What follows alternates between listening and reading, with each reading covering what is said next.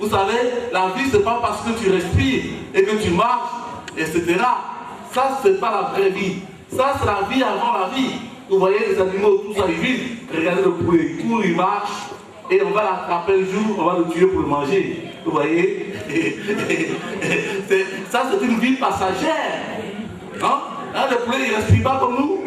Si, il respire. Et l'homme respire. Et l'homme qui se contente de vivre comme ça simplement, en respirant, en mangeant, en buvant, en dormant, qui a l'image de qui dans la vie? C'est l'enfant qui est à l'image de son père. Vous comprenez?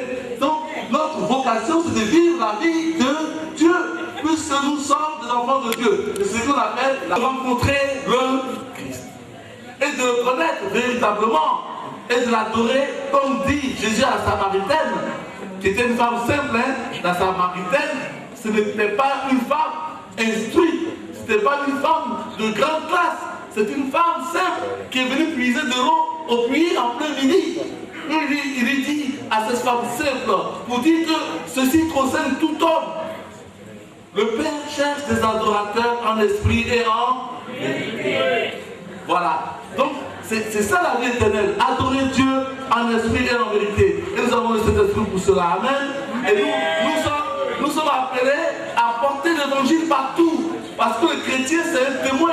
Ce n'est pas quelqu'un qui veut réussir sa vie sur la terre et puis c'est tout. C'est quelqu'un qui doit porter l'évangile. Comme dit Jésus, vous serez mes témoins. Vous serez mes témoins. Est-ce que je suis un témoin? C'est la question que chaque chrétien doit se poser. Est-ce que je suis un témoin? J'ai la vie en moi. Est-ce que j'en suis conscient que j'ai la vraie vie en moi? C'est la vie de Dieu, que j'ai Dieu en moi. Et moi, je dois être en Dieu. Hein? Voilà. De quelle vie? De quelle vie je vis? Est-ce que je vis seulement en mangeant, dormant, me réveillant, allant au travail? Ou bien ma vie est une vie qui cherche Dieu et qui veut adorer Dieu parce que Fils de Dieu? Alors, ça, c'est une chose importante à comprendre. Et la mission de tout chrétien est d'évangéliser. Alors, vous savez, la difficulté, c'est que pour nous, nous sommes non-voyants ou malvoyants. Et on se demande quelle est la part du malvoyant ou du non-voyant dans la vie de l'Église, dans l'évangélisation, dans le témoignage. Quelle est ma place? Mais aucun chrétien ne peut tout faire. Dieu l'appelle à évangéliser là où il est, dans l'état, dans la condition dans laquelle il vit. Si tu es malade, chrétien, tu dois évangéliser dans ta maladie. Et évidemment, demander à Dieu aussi qu'il te guérisse. Si tu es un homme riche, tu dois évangéliser dans ton milieu. Et ainsi de suite, tout chrétien doit évangéliser. Et nous, les non-voyants, nous avons beaucoup à apporter à ce monde-ci. Et d'abord, à nous-mêmes, à nos frères non-voyants. Et si l'homme nouvelle a été créée, la présidente a dit la date, c'est d'abord pour évangéliser. C'est d'abord pour participer à l'évangélisation. Parce que nous voulons être intégrés. Vous me suivez? Vous me suivez? Nous voulons l'intégration dans la vie. On va à l'école et tout ça, n'est-ce pas? Beaucoup ont fait l'institut, etc. On a fait le lycée, on a eu le bac, etc. On est arrivé loin. Et bon, on est là. Et malgré tout, l'intégration des non-voyants n'a pas beaucoup avancé. Voilà. La seule chose qui a été vraiment bien, c'est que bon, les gens savent aujourd'hui que eux-mêmes, les non-voyants eux-mêmes, ils savent aujourd'hui que perdre la vue, ce n'est pas devenir inutile. Perdre la vue, ce n'est pas devenir inutile. Celui qui a perdu la vue, celui qui a perdu la vue, il n'a pas, comme disait un de vous, n'a pas perdu la vie. Celui qui a perdu la vue, il n'a pas perdu l'intelligence. Celui qui a perdu la vue, il n'a pas perdu sa valeur humaine. Il est homme comme tous. Il est homme comme tous. Et il veut aussi vivre parmi les hommes comme les autres. Mais tenant compte de ses limites, donc il a besoin d'une forme d'aide pour pouvoir s'adapter Parce que quand même, quand tu n'as plus la vue, il y a beaucoup de choses que tu ne peux plus faire. Ou que tu ne peux plus faire facilement. Donc, le non-voyant, il a perdu la vue. Ce qu'il faut, c'est de pouvoir l'aider à compenser les limites que le fait de ne pas voir a apporté à notre vie. Non, le fait de ne pas voir a fait de sorte qu'il y a des choses, comme je l'ai dit et je me répète, pour lesquelles nous sommes limités. Alors, il faut évangéliser. Et comme je dis, donc je ne vais pas dire autrement, l'évangile, c'est quoi? Évangéliser, c'est quoi? Ou même l'évangile. Vivre l'évangile, c'est être chrétien. Mais c'est quoi? En quoi l'évangile peut vraiment s'aider? J'ai dit que l'État a construit les centres et tout ça pour que nous puissions apprendre le braille et intellectuellement pouvoir vivre et pouvoir se développer, étudier et puis peut-être encore avoir du travail. Mais nous constatons même dans ce domaine, nous dit que tout cela ne porte pas l'intégration des non-voyants. Moi, et vous en êtes témoin, beaucoup de gens qui sont embauchés ici, vous le savez, on les met dans les bureaux et c'est tout. Oui, je me trompe. Ils sont dans les bureaux, mais ils ont peu de travail. Beaucoup, en dehors des enseignants, qui travaillent à peu près. Et maintenant, on dû lutter pour qu'on les considère vraiment dans leur métier d'enseignant, qu'on les implique dans l'organisation pédagogique de leur école. Et la formation intellectuelle ne suffit pas. Comme j'ai dit, ce qui est le plus important, en plus, c'est l'intégration de l'aveugle dans la vie sociale. Je parle d'abord de la vie sociale et je vais parler de la vie sainte, de la vie spirituelle, l'évangélisation. Je vais préciser ma pensée. Mais en parlant de la vie sociale, on va comprendre tout de suite. Vous savez, en fait, le problème de la personne non-voyante, c'est un peu aussi comme le problème des Africains vis-à-vis de l'Europe. Vous voyez, quand il y a une forme d'infériorité qui est exprimée. Vous voyez, par exemple, on a entendu le président américain, il disait que les Africains, ils sont bons à rien, en quelque sorte, non? Et que les Noirs doivent rester et les Blancs s'occuper d'eux. Et que, mais il a dit des choses dures, hein? Donc, il y a déjà ce qu'on appelle un préjugé. Vous voyez, vis-à-vis des Africains, quand vous êtes en Europe. Alors, beaucoup d'Africains se mettent à haïr les Européens. Et ils se disent, mais ces gars nous considèrent n'importe comment, ils ne veulent pas, disons, nous exploitent en plus, etc. Mais est-ce que c'est ça la solution? Qu'est-ce que les Africains doivent faire? C'est de prendre eux-mêmes conscience de ce qu'ils sont véritablement. C'est eux-mêmes de démontrer qu'ils sont capables. Le premier ici à commettre l'injustice et à exploiter vos propres frères. Il faut que l'Africain lui-même se prenne en charge avec les moyens et qu'il y ait une solidarité réelle. Il faut vraiment que l'Africain vraiment fasse preuve d'intelligence. Et moi, personnellement, je crois que la solution au développement humain de l'Afrique est dans la foi. Quand je le dis, c'est la foi chrétienne. C'est cette foi-là qui a transformé des Européens qui sont des païens comme nous, qui ne savaient pas grand-chose, des peuples abrutis. Et eux-mêmes, quand ils parlent de leur histoire par le passé, ils disent soit qu'ils s'appellent des barbares. Ils disent que notre civilisation avant, c'était des barbares. Alors, je dis cela pour parler aussi des non-voyants maintenant. Nous sommes un peu, sinon beaucoup, avec notre handicap des émotions aux autres. Vous voyez, Dieu lui-même, c'est Dieu même qui veut montrer que le non-voyant peut se développer. C'est Dieu, parce que c'est lui qui a inspiré. Dieu inspire. C'est pas un homme, par sa seule intelligence, qui a découvert le braille. Même quand vous lisez l'histoire de Louis Braille, l'inventeur, disons, l'inventeur du braille, il a été inspiré, c'est-à-dire aidé. C'est quand il est inspiré, ça veut dire que ce n'est pas toi-même, ton intelligence, tout ce qui a trouvé ça. Tu as été conduit par une main invisible.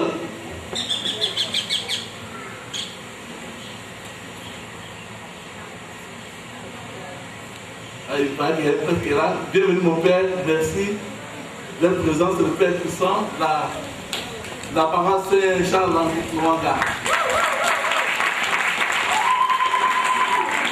Et mon Père, on se connaît, non? C'est ça? Oui, on se connaît. Merci d'être venu. Ah, il ne savait pas que c'était la paroisse Saint-Charles Rwanda. Tu es curé là-bas? Nickel pour l'instant. Là, on se connaît. Voilà. Merci mon Père, vraiment. C'est un honneur que tu nous fais. Au nom voyant, ils sont tous contents.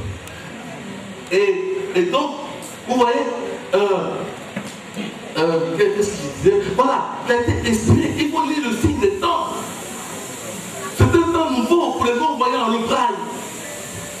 Et remarquez bien que dans les pays européens, ce sont les congrégations religieuses qui ont développé l'éducation des non-voyants. Ce n'est pas d'abord l'État. C'est les congrégations aussi religieuses qui ont développé les hôpitaux et autre chose. Et l'État après s'en a récupéré pour faire ce qu'on appelle l'exode social. Donc, moi, je pense qu'avec une bonne nouvelle, on entre dans la droite ligne du vrai développement de l'homme. C'est-à-dire la vraie intégration pour nous, les non-voyants. C'est-à-dire que la foi va nous enseigner véritablement comment se prendre en charge. Vous voyez, souvent quand on parle, je parle à tous nos fonctionnaires, à tous ceux qui travaillent. Je dis, mais vous pouvez payer la dîme. Les non-voyants, ils sont habitués à assister. Si je vous dis de cotiser, d'ailleurs les gens n'aiment pas cotiser.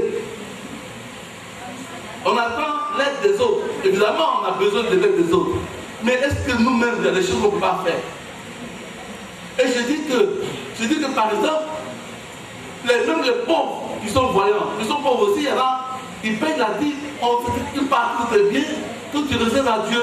Ce n'est pas que c'est obligatoire. Mais c'est pas parce que tu es non-voyant que Dieu ne te demande pas de lui donner quelque chose de ce que tu as.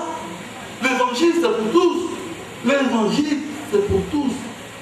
Et si tu veux que l'évangile transforme ta vie, il faut vraiment accorder une importance capitale à l'évangile. Il ne faut pas prendre la parole de l'évangile, c'est comme si c'est pour les autres que ça a été donné, que toi tu peux la vivre, toi tu ne peux pas la vivre. Non, si tu ne la vis pas, tu ne vas pas bénéficier des grâces qui sont dans l'évangile. Et j'ai dit, l'évangélisation que nous avons voulu par Homme Nouvelle, justement, c'est pour aider les non-voyants. Peut-être que humainement, c'est difficile d'expliquer, parce que nos associations ont tellement de difficultés, tout devient politique, etc. Mais ici, c'est pour vraiment nous poster. C'est-à-dire que l'Esprit Saint même va nous aider à prendre conscience de ce que nous sommes et de ce que nous pouvons faire.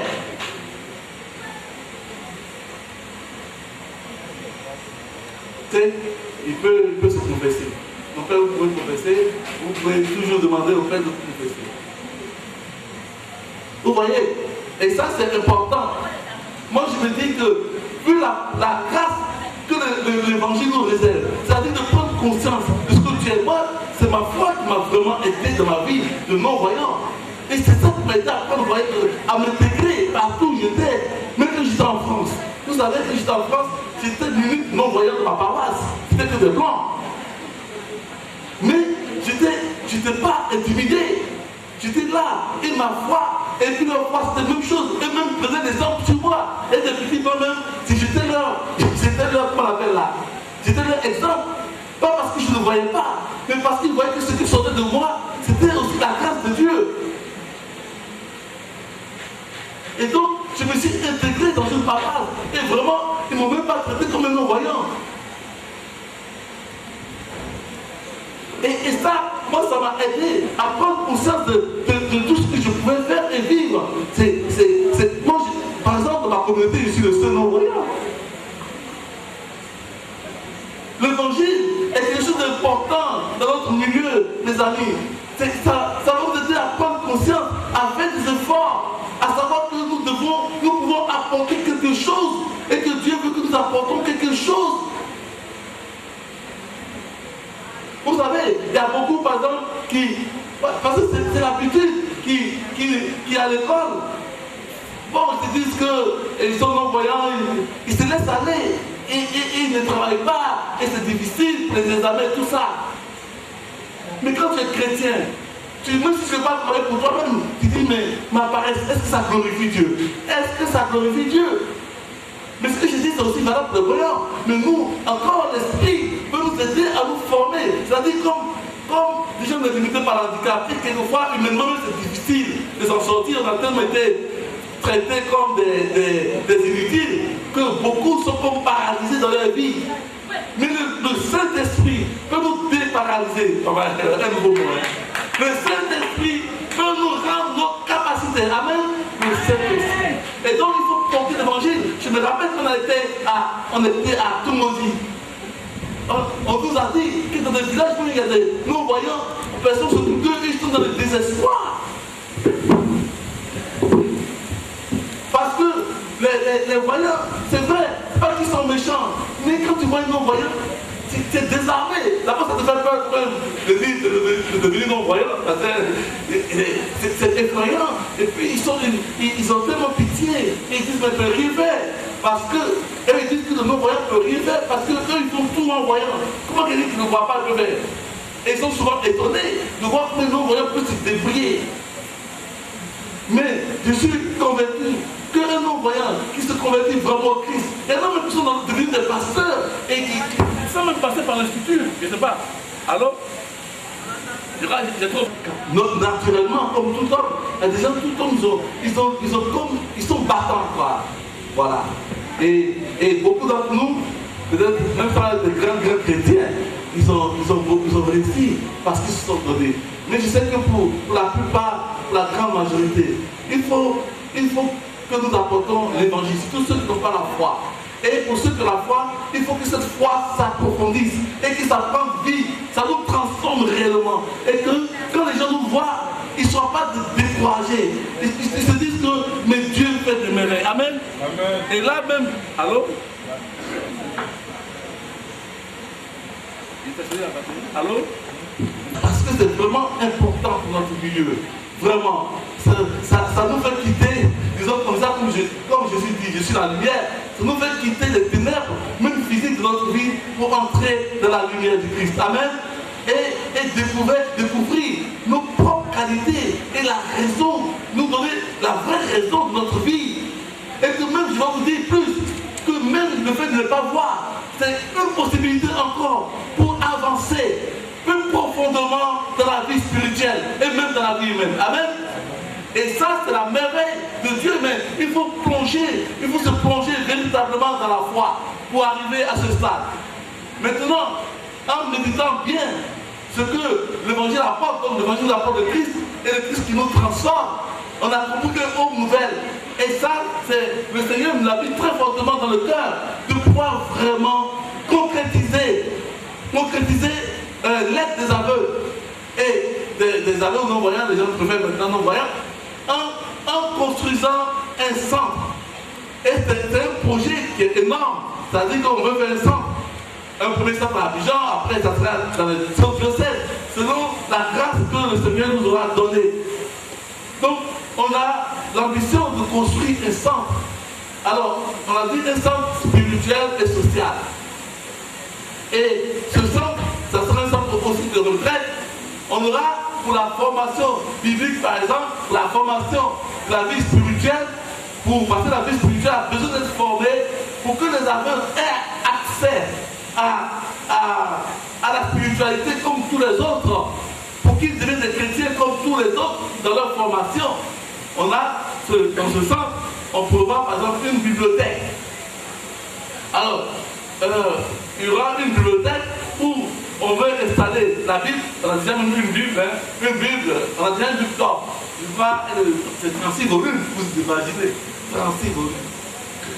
Imaginez-vous chaque aveugle avec une Bible de 36 volumes à la maison. C'est pas possible. Et est-ce qu'ils vont vouloir? Non. Les gens ne vont pas vouloir nous donner cela. Donc c'est une nécessité. Dans ce centre, il y aura une bibliothèque, on aura plusieurs Bibles. et les aveugles auront accès, on va même faire près de livres. On aura aussi beaucoup de livres qui concernent la vie des saints, même des choses théologiques, etc. Et dans cette bibliothèque, qui sera en même temps une, je ne sais pas comment on peut dire, audio, on aura tout ce qu'il faut pour écouter.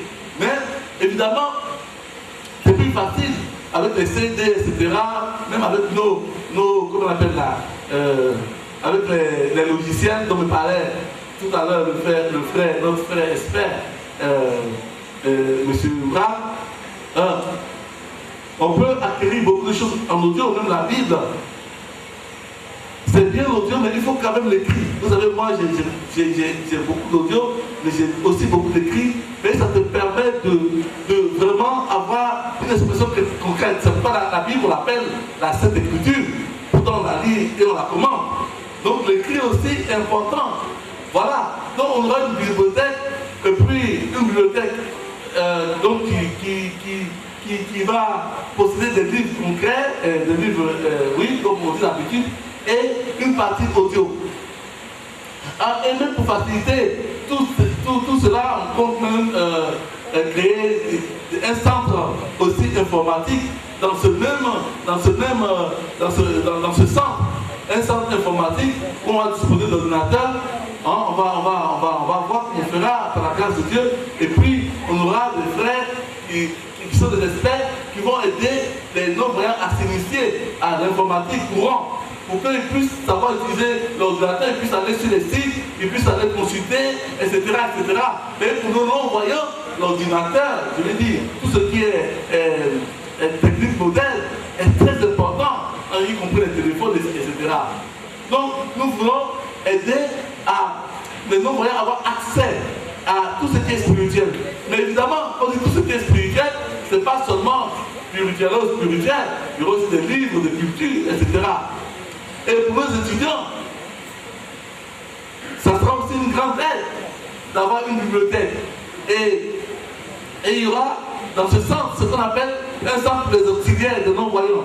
C'est-à-dire qu'on va avoir un comité de volontaires qui vont ressortir toutes les bonnes volontés pour que les non-voyants puissent, ils ont besoin d'aide, ils puissent contacter ce centre. Et ce centre va trouver des volontaires pour les aider. Et puis, voilà, dans ce centre, on aura aussi notre chorale, évidemment, un lieu pour la chorale. Et là, ça sera comme un studio-école. On veut développer pour aider les non-voyants choristes à développer leur capacité vocale et musicale, afin que ceux qui veulent devenir des chants, ou bien qui ont la capacité je ne sais pas, de chanter dans d'autres chorales, en tout cas, pour que les non-voyants puissent se parler dans leur capacité musicale et on peut dire ça, de chorale, de chansons. Voilà. Donc, il y aura tout ça pour développer. Mais par exemple, pour les chorales, on va aussi profiter pour enseigner réellement le sens d'une chorale sur le plan spirituel. Parce qu'il ne suffit pas d'avoir une bonne voix, il faut chanter dans l'esprit. Et ça, même nos chorales de voyants, moi je suis dans les chorales, je serai la messe. Quelquefois les chants sont bien beaux, mais ils sont même. Mais il manque souvent la partie spirituelle. Parce que le spirituel purifie la voix. Le spirituel fait que l'esprit utilise sa voix. Il ne suffit pas d'avoir une belle voix. Il ne suffit pas d'avoir une belle voix. Et d'ailleurs, vous savez, c'est que le problème des choristes, des chanteurs, des chants, c'est qu'ils sont en général orgueilleux, comme tous les autres. Mais c'est devant qui chantent. Waouh, qu'est-ce que c'est beau. Donc, c'est une vedette là. Mais il faut apprendre aux chants que quand ils chantent, c'est l'esprit qui chante en lui. Qui vivent ça dans l'humilité. Bon, je vous dis comme ça, comment Homme Nouvelle peut développer par exemple la chorale. Et vous allez voir, on va avoir une chorale très particulière. Donc, il y a le problème de la chorale, il y a l'informatique. Et puis, il y a un frère qui avait proposé aussi qu'on ait une branche qui s'occupe des familles. des familles de non-voyants. Et ça, c'est merveilleux. Parce que beaucoup de non-voyants, même des voyants, se disent, mais comment un non-voyant peut épouser une non-voyante? Ou bien, comment ils vivent? Hein? Et peut-être qu'on pourrait aider les familles à accepter cette réalité en voyant des exemples. Et puis aussi aider ceux qui sont dans le cheminement, etc., etc., etc. Mais on ne peut pas tout détailler ici. Mais tout cela à la lumière de l'évangile pour faire une intégration réelle du non-voyant. C'est-à-dire, c'est une intégration extérieure, mais accompagnée du spirituel. Et le spirituel, comme je vous ai dit tout à l'heure, va faire de nous, comment on peut dire ça, nous faire passer de la mendicité, bon, entre guillemets, à des donateurs. On va nous-mêmes porter aux autres et même aux voyants beaucoup de choses. Vous voyez? Et je disais que par exemple, on aura aussi une cellule qui va aider tous ceux qui veulent se consacrer à la vie religieuse, pour les aider et aider aussi les évêques à les accepter, aider les séminaires à les former. Et donc, pourquoi la vie religieuse serait fermée aux non-voyants? Et parce qu'aujourd'hui encore, moi je connais un jeune, il voulait devenir prêtre. Dès qu'il a dit à son curé ou bien à celui qui veut devenir prêtre, on dit, va là-bas, va étudier pour les affaires de prêtre. Même pour beaucoup, c'est même pas comme ça. Et c'est même pas acceptable. Je vous le dis en connaissance de cause. Avec l'expérience m'a permis cela. Et donc, il y a beaucoup de choses comme ça que nous voulons faire. Et ce centre, c'est vraiment à souhaiter. Et on veut même dans ce centre créer aussi comment on appelle là, un foyer. Parce que ça sera un lieu de rencontre. Parce que les non-voyants ont besoin de se rencontrer. Ceux qui sont encore en formation, ou ceux qui sont encore dans les villages, ou ceux qui n'ont pas d'expérience par rapport au fait que nos voyants peuvent vraiment se prendre en charge. En rencontrant les autres qui sont pris en charge, ils vont prendre conscience de cela. Et ça peut aussi être pour eux un encouragement. Et il y a beaucoup de non-voyants. Je me rappelle qu'ils sont arrivés à l'Institut. Ils se disaient qu'eux, ils pensaient qu'ils étaient les seuls aveugles sur la terre. Donc, ils ont été très, très surpris de voir qu'il y a d'autres non-voyants avec eux. Et ça nous a permis aussi de retrouver comment on peut dire, le goût de la vie. Ils ne sont pas seuls. Vous arrivez encore me suivre? Vous arrivez encore me suivre? Je peux prendre ça? D'accord. Donc, il y a tout cela. Et je vous dis que c'est Dieu lui-même qui veut venir à notre aide. Croyez-moi. Dieu ne le voit pas. Mais c'est lui qui met dans le cœur des hommes.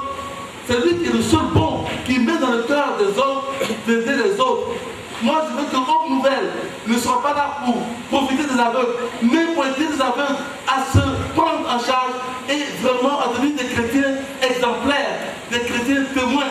Je ne dis pas que tout le monde sera au même niveau, mais on veut prendre chacun dans son niveau et l'aider là où il est. Et l'aider là où il est. Alors moi, je vous demande de prendre au sérieux cette œuvre-là. De la prendre au sérieux. Et je vous dis, si je vous le dis aujourd'hui, c'est parce que je suis convaincu que c'est Dieu même qui veut cela. Ce n'est plus comme des associations que vous avez connues. Donc je ne veux pas critiquer ici, parce que chacun a son domaine. Mais ici, nous voulons devenir des chrétiens debout. Donc des hommes debout. Pour témoigner et apporter aussi notre pierre au développement de notre pays et notre pierre aussi à l'évangélisation des hommes. Et ça, c'est important. Tout le monde ici, du plus petit au plus grand, est appelé par le Seigneur à apporter sa pierre à l'humanité. Tu es utile, mais il faut que tu le veuilles. Il faut que tu veuilles être utile. Il faut que tu te décides. Alors, comme on dit, il y a des chants que vous connaissez. J'ai décidé de suivre Jésus. J'ai décidé de devenir un homme utile. J'ai décidé de devenir un chrétien debout. J'ai décidé de me prendre en charge. En tout cas, ou à la limite de me laisser aider. Ce n'est pas qu'on peut tout faire aujourd'hui, Mais il faut avoir en soi ce désir de prendre comme ça, de prendre conscience de ce que je suis réellement. Je ne suis pas un handicapé à vrai dire.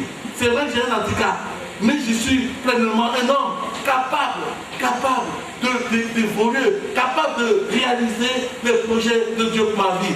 Que Dieu vous bénisse. Amen.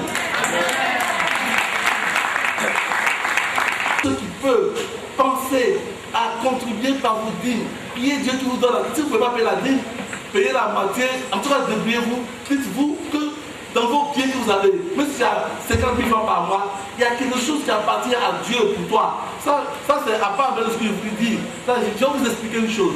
Vous voyez, tout ce que l'homme a, il a quelque chose dans ce qu'il a qui appartient à Dieu.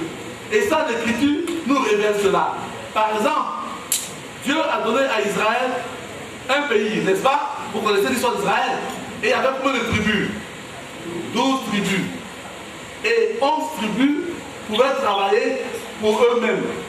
Et une tribu, sur 12, il y avait une tribu qui appartenait à Dieu, la tribu des Lévites.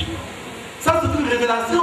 Ça dit qu'il y a toujours quelque chose, il y a toujours quelque chose en nous qui doit revenir à Dieu. Si nous voulons prospérer, si nous voulons être bénis, si nous voulons glorifier Dieu, par exemple, Dieu nous donne 7 jours.